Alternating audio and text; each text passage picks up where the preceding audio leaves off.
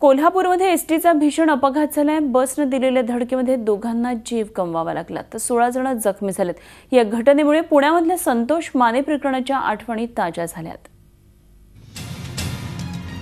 हीच ST bus अनेकांसाठी कर्दनकाळ ठरली। कोल्हापुरातल्या उमा टॉकीज परिसरात अंगाचा थरकाप उडवणारी ही घटना घडली आहे। याच एसटीनं अनेक जणांना उडवलं।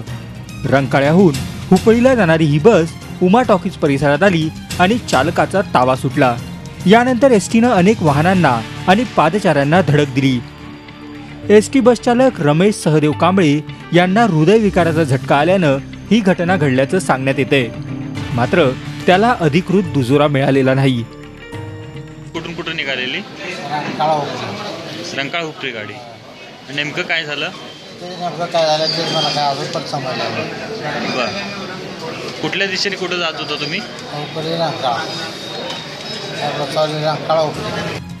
आता आम्ही जे तुम्हाला दाखवणार आहोत त्यावर कदाचित तुमचा विश्वास बसणार नाही। ही नंबर प्लेट लक्षपूर्वक पहा। MH14 BT 1532 ही नंबर प्लेट आहे एसटी महामंडळाच्या बसची, जिनं कोल्हापुरात हाहाकार माजवला। या घटनेमुळे 5.5 वर्षापूर्वी पुण्यात घडलेल्या संतोष माने प्रकरणाची साऱ्यांनाच आठवण झाली। मात्र हे साम्य एवढ्यावरच संपत नाही। ही पहा पुण्यातल्या संतोष माने प्रकरणातली एसटी। त्या एसटीचा नंबरही लक्षपूर्वक पहा।